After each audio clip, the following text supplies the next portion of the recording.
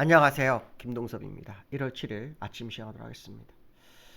작년에 산타랠리에 대한 기대감이 있었는데 산타랠리를 하지 못하고 연초가 되면서부터 미국 시장, 국내 시장이 상당히 강합니다. 물론 우리나라는 미국과 달리 산타랠리가 있었고 미국은 산타랠리가 없었지만 연초에는 같이 움직이는 흐름을 보이고 있습니다. 오늘 미국 시장 다우가 0.9% 올랐죠. 거의 1%가량 올랐고 나스닥이 0.65% 올랐습니다. 필라델피아 반도체 2.75% 올랐는데요. 미국 시장의 상승은 젠스런과 관련 있습니다.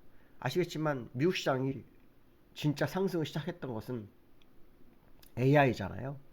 이번에 그 2026년도 CES에서 젠스런이 이런 얘기를 합니다. AI 공장 때문에 앞으로 세계는 더 많은 팹, 그러니까 반도체 생산 공장을 필요로 하게 될 것이다 라고 하면서 그 메모리 업황에 대해서 낙관론을 폈죠. 네, 그것이 미국 시장을 끌어올리는 상황이 됐고 필라델피아 반도체 지수를 2.75%나 끌어올립니다. 마이크론 관련주 마이크론 10%, 샌디스크가 28% 올랐고요. 그다음에 텍사스 인스트루먼트도 8% 올랐습니다. 그러니까 우리나라 같은 경우에도 지금 이 메모리 관련주들 삼성전자 이런 종목들 오늘 좀 관심 있게 봐야 되겠죠. 요 근래 삼성전자가 엄청 상승하고 있죠. 어제도 3% 하락하다가 결국은 다 되돌려는 끝났고 이틀 연속으로 7% 올랐는데 오늘 다시 상승에 랠리를 시동을 거는지 한번 봐야 되겠죠. 필라델피아 반도체 지수 2.7% 올랐는데요. 역시 반도체 지수들이 상당한 의미를 좀 부여하고 있습니다. 엔비디아가 또 로보택시 진출 얘기가 나오죠. 로보택시에서는 테슬라가 우선권이 있는데 엔비디아가 인공지능 칩을 가지고 벤츠에 탑재한다 그러죠. 그러면서 테슬라가 하락하는 그런 모습도 좀 보이는 상황이었다 보시면 됩니다.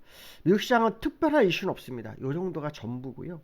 그 금리 인하에 대해서 1% 정도 금리 인하를 해야 한다라는 그런 얘기가 있고 1%까지 아니면은 지금은 그냥 지켜봐야 한다 이런 얘기가 지금 설왕설래하고 있는 그런 상황입니다. 근데 올해 아마 5월까지는 지난 말씀한 것처럼 좀 어려울 것 같고요. 5월 지나서 그 제롬 파월이 만약에 임기가 끝나고 난 다음에 다음 그렇죠? 다음 의장이 시장을 어떻게 끌어가는지 봐야 되겠죠. 케빈 뭐 와시냐 그렇죠? 뭐 아니면 다른 사람이 되든지 어쨌든 그 사람들이 시장을 끌고 갈 수 있는지를 봐야 되는데요. 일단 하반기 들어서는 금리 인하를 좀 가속을 좀 붙일 거라는 생각이 듭니다. 점도표하고 좀 다를 수도 있다는 생각.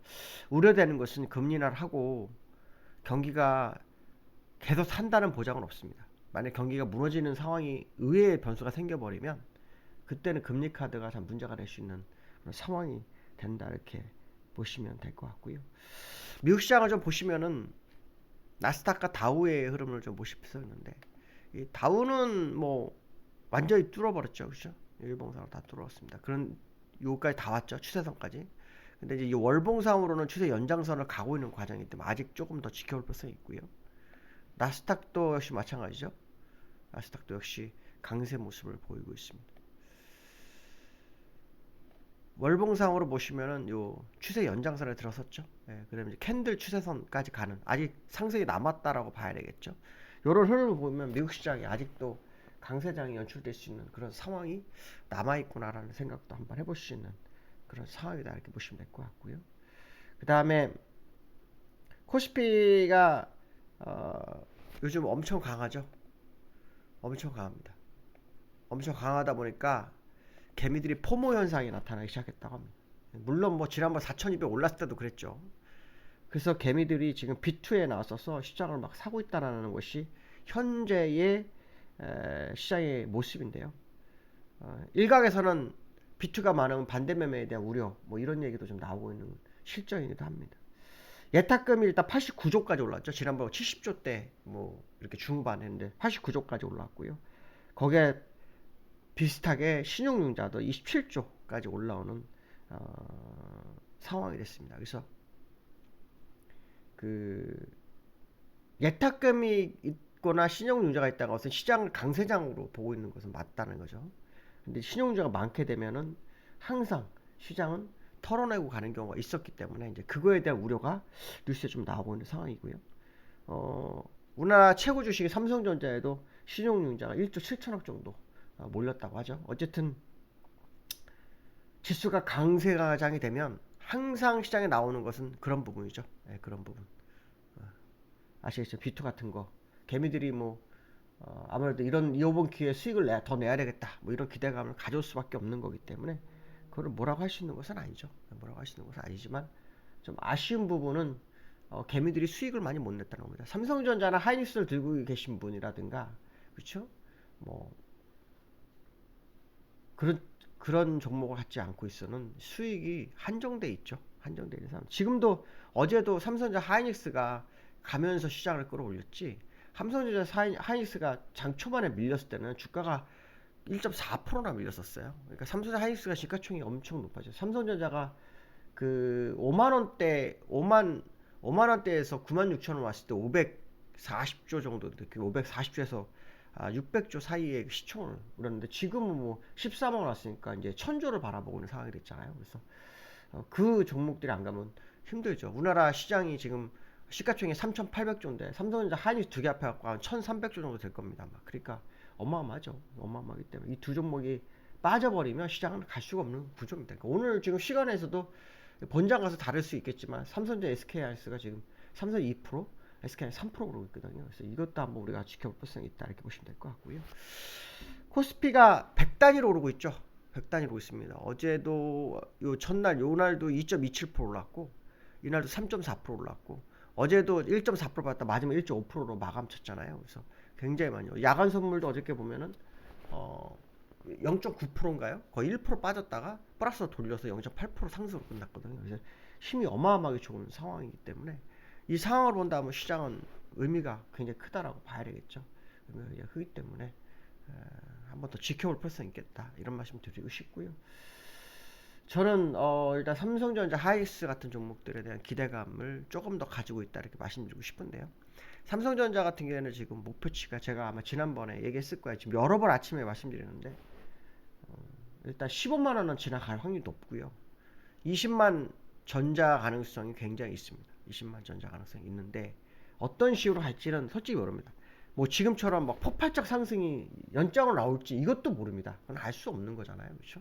그건 알 수 없지만 분명한 것은 뭐냐면 삼성전자의 상승은 우리나라 주식시장의 레벨을 올리는 것도 있지만 삼성전자가 지난번에 하이닉스가 상승할 때 전혀 상승하지 않고 5만 원대 놀았어요.